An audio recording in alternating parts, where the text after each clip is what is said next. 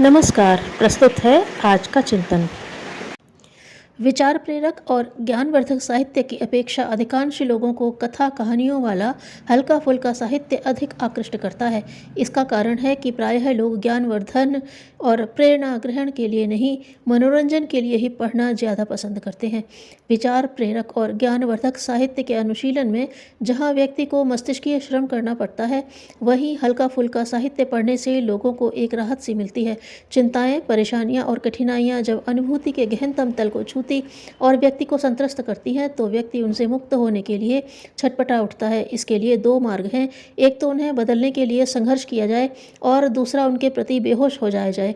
चिंताओं, परेशानियों और कठिनाइयों की दुखद अनुभूतियों से मुक्त होने के लिए मानसिक शक्तियों की दूसरी ओर प्रवृत्त करने का आधार इन दोनों भागों में ही रहता है, परंतु सार्थक स्वाध्याय जहाँ उन्हें परास्त करने की ओर अग्रसर करता है, वहीं हल्के फुल्के साहित्य का अध्ययन चित्त को उन अनुभूतियों के प्रति बेहोश कर देता है। साहित्य अध्ययन के समय मानसिक प्रवृत्तियां भी दोनों में ही दूसरी ओर लगती हैं।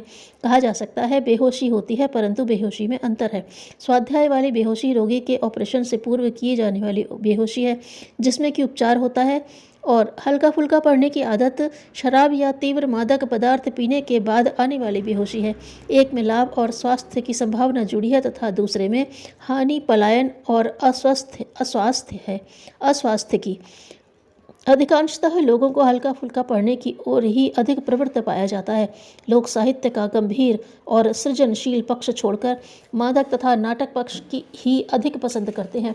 वह थकान मिटाने के लिए काम बदलने की नहीं, मुंह ढककर सोने की अधिक महत्ता आंकता है, और पाठकों की इस आम प्रवृत्ति के कारण आज साहित्य में उथली रचनाओं की बाढ़ आती जा रही है।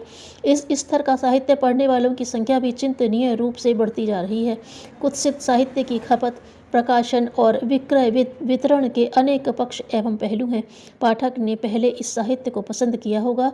एक समय था जब तोता मैना और लैला मजनू की कहानियाँ बड़े बुजुर्गों की नज़र छिपाकर पढ़ी जाती थी।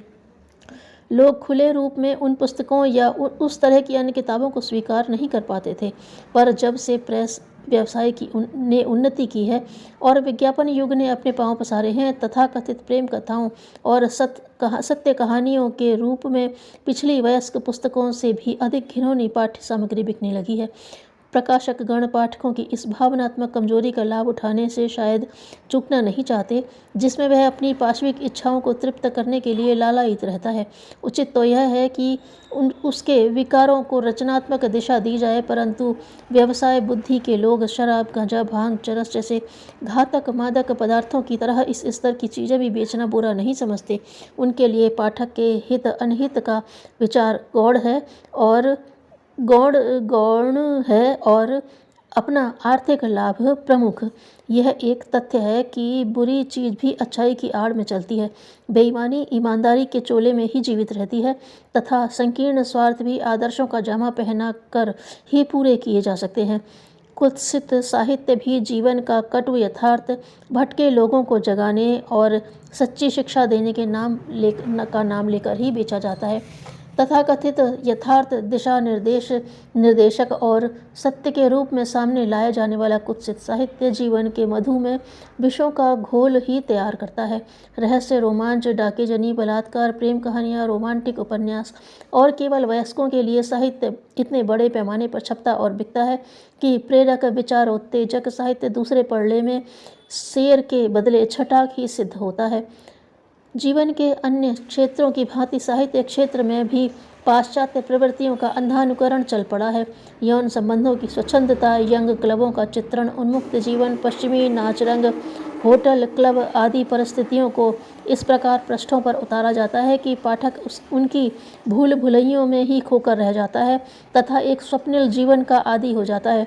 इस तरह का साहित्य पढ़कर कच्चे दिमाग का पाठक, खास युवक युवतियाँ, वही कार्य प्रणाली अपनाने तथा गलत दिशा में जोखिम उठाने की सोचने लगते हैं। उपन्यासों और फिल्मों में पढ़ा व देखा गया कृत्रिम वातावरण उनमें संघर्षों से जी चुराकर शीघ्रता से संपन्न बन जाने की ललक उत्पन्न करता है। उन्नति तथा समृद्धि का सच्चा मार्ग तो यह है कि उसके लिए ईमानदारी से परिश्रम पूर्वक किया जाए, परंतु इतना धैर्य कहाँ रह पाता है। वह दुस्साहसपूर्ण जादूगरी से चमत्कार पैदा कर संघर्ष से बचने की कोशिश करता है। भले ही ऐसी स्थिति में वह कोई दुस्साहसिक असामाजिक गतिविधि न अपना पाए, पर अंततः पलायनवादी तो बनने ही लगता है। इस चारित्रिक प्रभाव के साथ साथ तथाकथित हल्का फुल्का साहित्य पढ़ने वाला पाठक अपनी रुचि भी बिगाड़ बैठता है। फिर उसे गंभीर और प्रेरणापद साहित्य पढ़ना अरुचिकर लगने लगता है, क्योंकि उसे आदत तो हल्का फुल्का पढ़ने की लग चुकी होती है। नशेबाज व्यक्ति की तरह उसे अपने व्यसन का दूसरा विकल्प नहीं रुचता तथा उसे अपने व्यसन में ही मज़ा आने लगता है। यह बुरी आदत तो अब क्रमशः स्कूल, हॉस्टल, कॉलेजों में भी बड़ी तेज़ी से फैलती जा रही है।